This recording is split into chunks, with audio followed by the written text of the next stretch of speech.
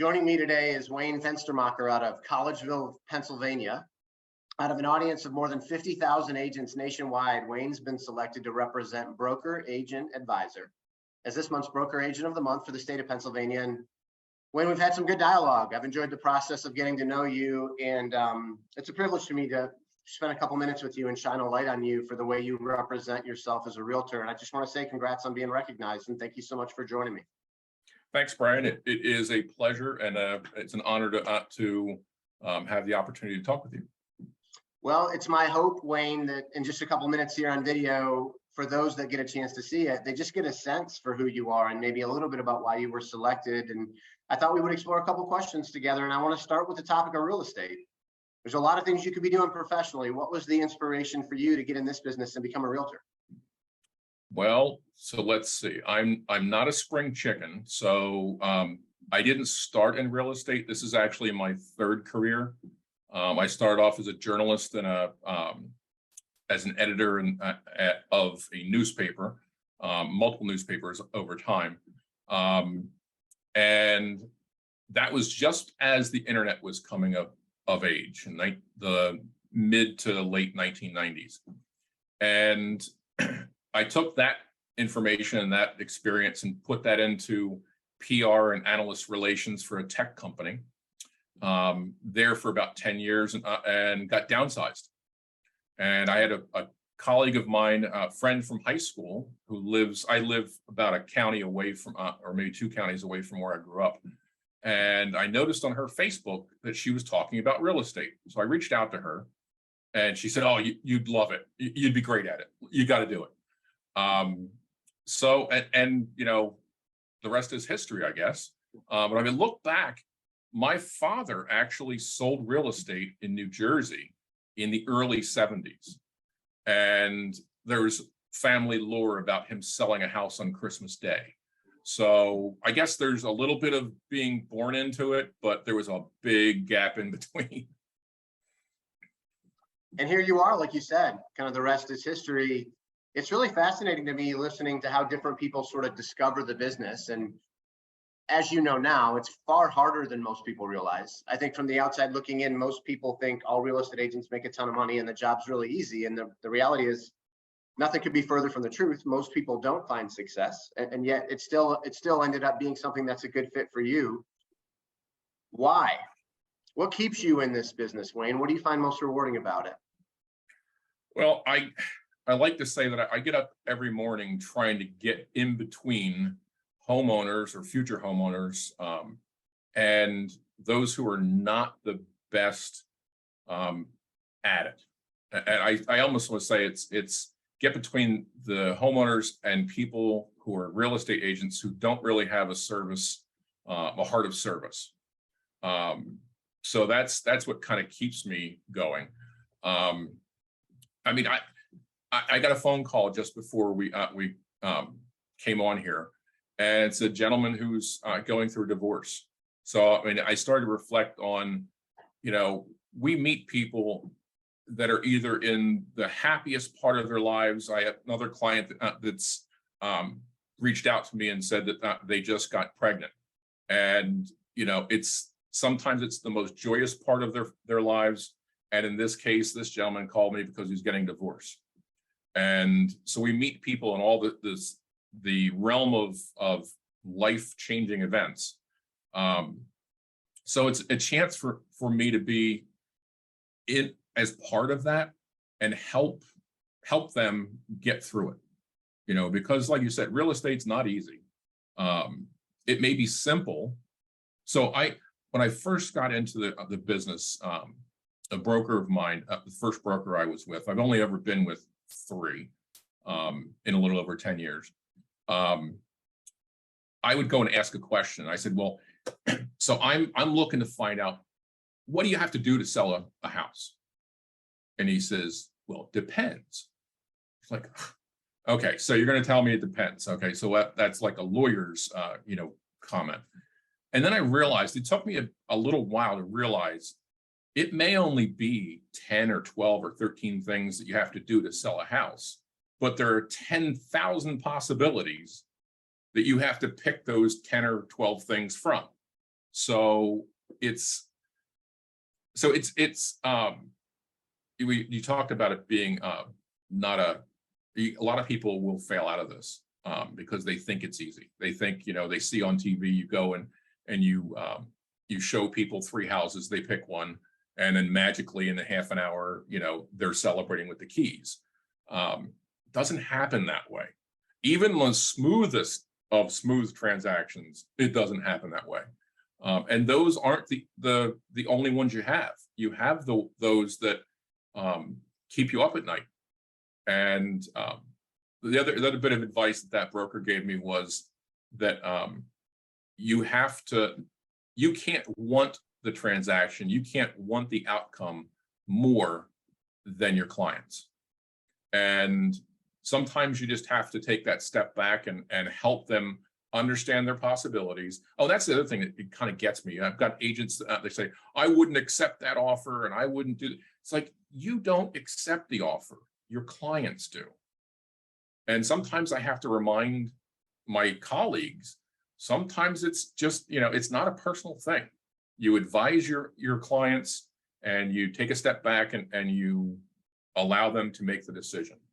And sometimes, actually, that was kind of interesting. When I first got into the business, they had suggested when you go to show a house, you sometimes just need to let people, give them permission to like the house.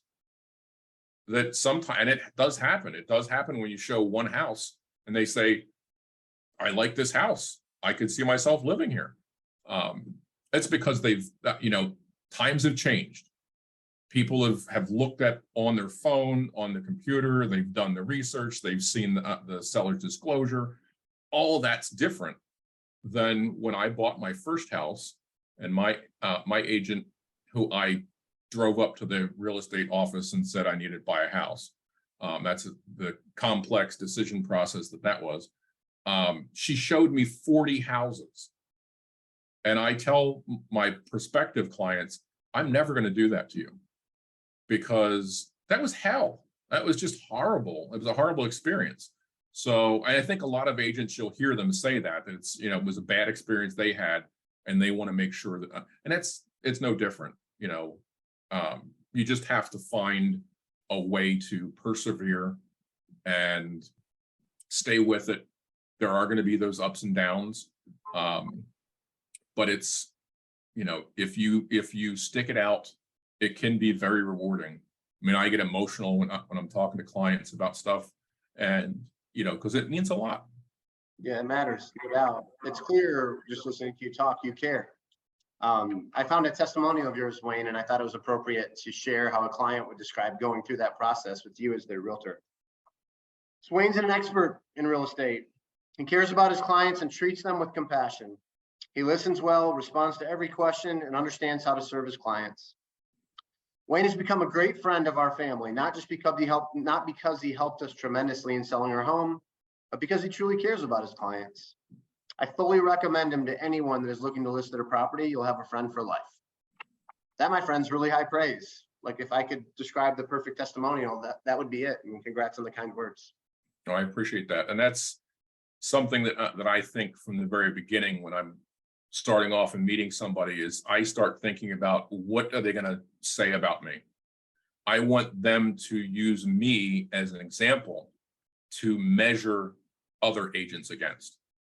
So if I can do that, then I've served the business. And that's, I didn't mention in getting into some of the leadership positions within the associations.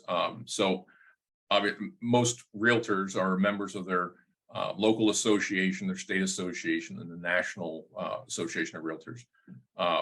That's one level of involvement. So I also became a director for our local association and served on the standard forms committee to kind of nerd out on all the forms that are necessary to understand. So I served on the State Association of Realtors Standard Forms Committee as well.